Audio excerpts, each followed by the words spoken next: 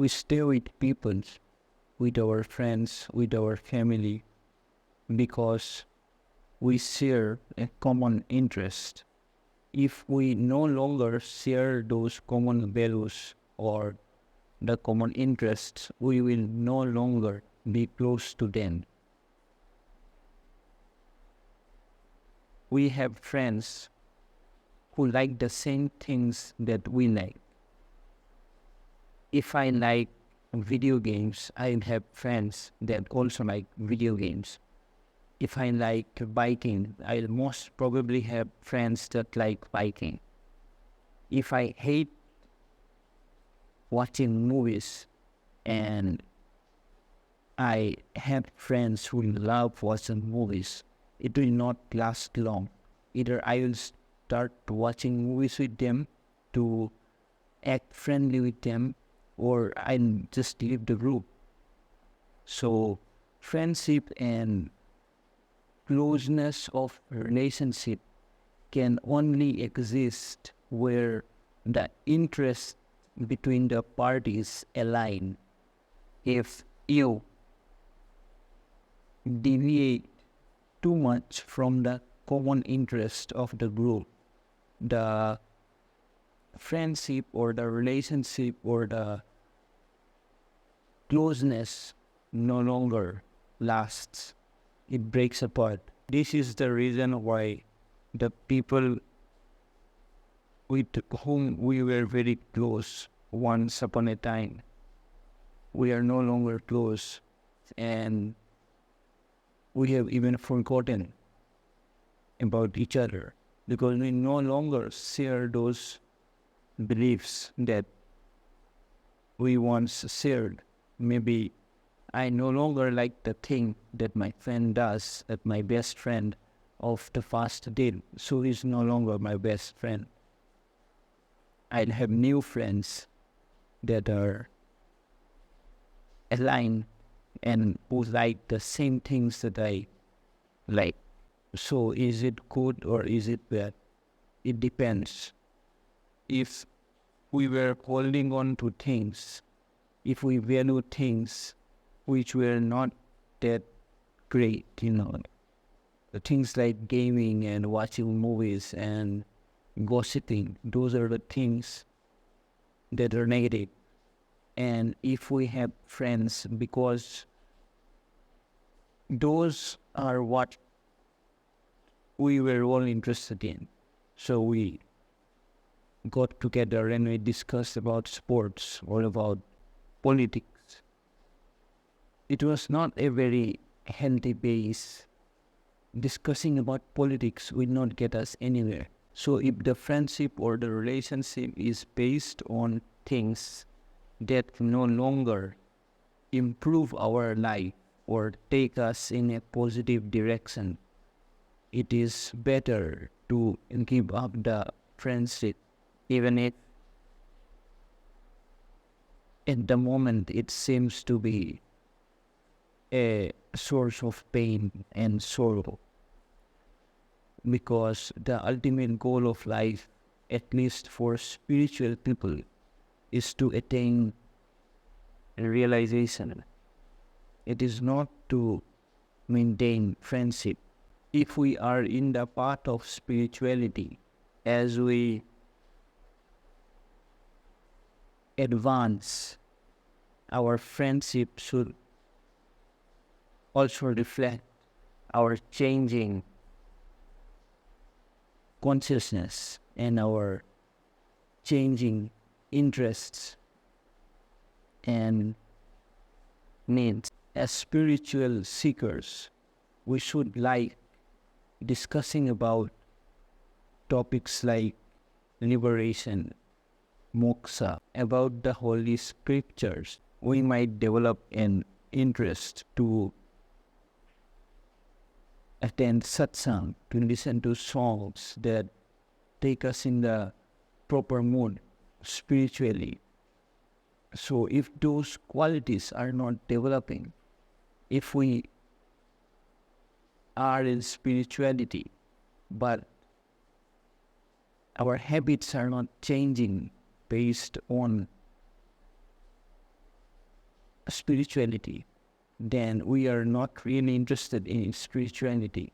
Our whole lives should be aligned and it should be congruent. We can't discuss about realization at one moment and go back to our friends and discuss about the latest news or about the banking sector or about the latest movie that came out. The focus should be on nirvana. The focus should be on the goal, and the friendship should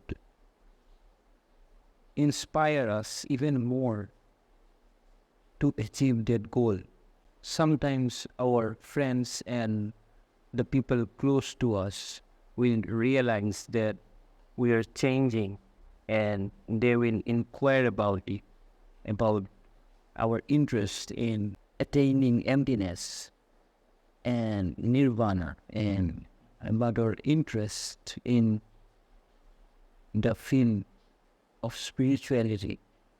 They might inquire about us, and sometimes they might also be interested to join spirituality. If that's the case, that's great. And now we can both go towards the end goal together. However, that only happens rarely. Most likely, the moment you go into spirituality, your life changes. Your friends discover the change.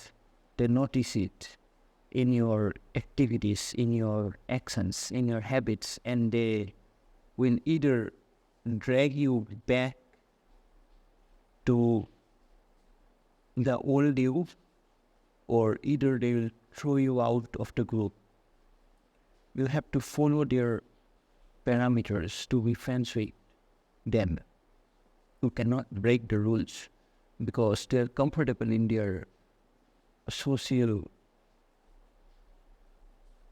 conditioning, friendship, or any other relationship like marriage. There's unspoken social rules that this is something that I expect from you in this relationship. And if you no longer follow those or complete those expectations, they will disown. This is why it is very difficult to advance in spirituality if we want to hold on to our past lives, because the past does not want us to change. The world is not cheering for you. The world does not care if you achieve liberation or not. In fact, the world is Maya, and it prefers that you don't. The world or Maya prefers that you keep your attachments and bondages and that you remain trapped in the matrix. But it is up to us to determine what is more important. Do we really want to keep getting born again and again in this world which is so deceptive, in this world which claims that it will give us happiness, but actually it is the source of all our pain? The things we do in the world are all for happiness, but we never find happiness. Instead, the more we achieve, the more we do, the more we engage ourselves in the world, the more things we buy, the more things we consume, the more we insert ourselves in the world of material objects and people and situations, the more it leads to agony and pain and sorrow. Now we think that it's just a normal part of life. That is not normal. Being in agony and sorrow is abnormal. But we are conditioned beings. We think that since everyone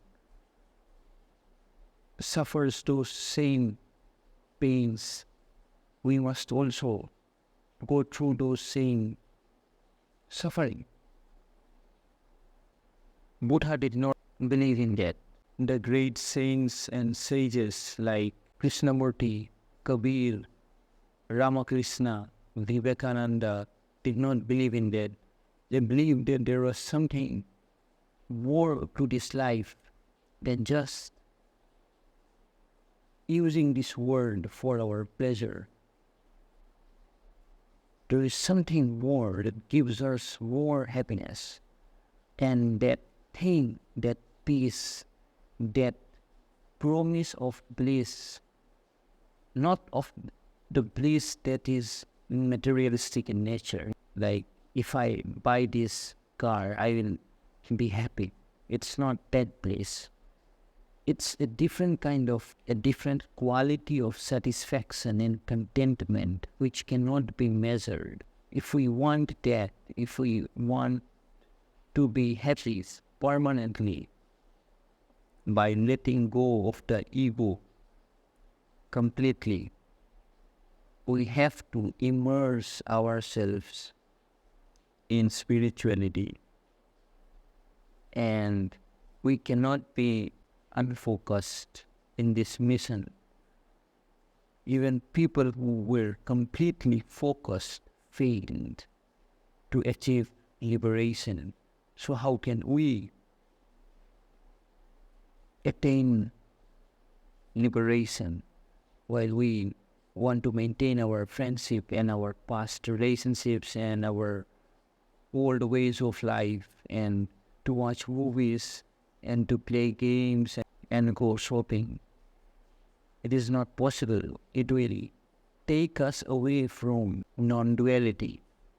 We will be divided. The ego gets strengthened the more you settle yourself in the world. So take yourself out of this world. Go out less, buy less clothes, consume less, watch less TV, use the smartphone barely. We have to stop doing things just because we feel like it, or just because it's a habit, or because it's comfortable. Disengage. We must try to put ourselves in the feet of a saint like Ramana Maharishi. We must ask ourselves, what would Ramana Maharishi do in this situation? And we must do whatever we honestly feel that he would do in this situation. We just blindly act, and we are not at all aware of the fact that we just are wasting our time. 10, 20, 30 years have already passed, and we are going to die. Maybe this year, maybe next year, maybe in the next 10 years. And yet, there is no urgency in us to attain liberation. We don't place much importance to it. For the ancient rishis, liberation was most important. They left their homes, they left their wives and children to attain God, and they never looked back. We must do the same if it is indeed important for us. And if it is not important for us, we must be honest with ourselves.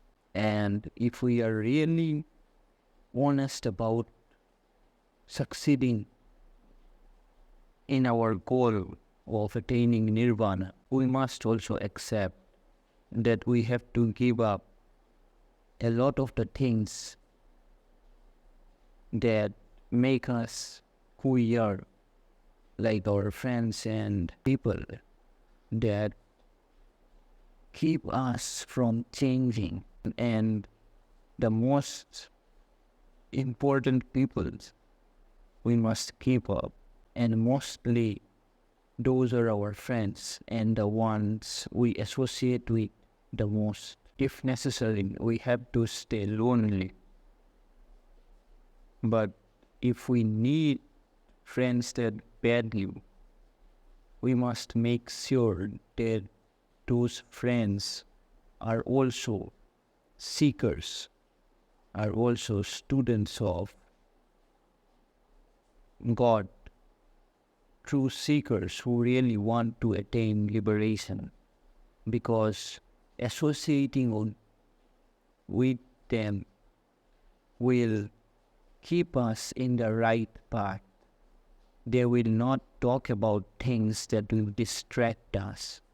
We need people who will keep us in the proper path.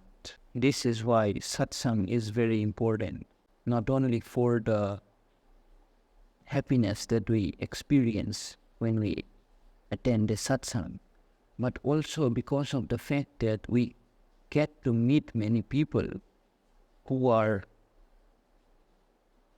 also seekers, just like us, and we can be friends with them, and we can talk about our problems, and we can share our progress or our failures. We can talk about how the ego is so powerful and how it just keeps us hooked in this world, in our body, in our mind, and what we can do to soften its impact and to eventually completely remove the ego. So the point I am making is that if we are in spirituality, our value system should change. Our highest priority should be to attain the non-dual Brahman or nirvana, moksha, liberation, realization. And we must give up everything and anything that keeps us from getting there, that will be a source of difficulty for us to attain that goal. And we must engage ourselves with people who will help us to attain those goals. Maybe those people have more experience than us. Maybe those are seekers. Maybe those are saints. Maybe those people are books. Even books can be our friends if they lead us to the truth, if they show us the path.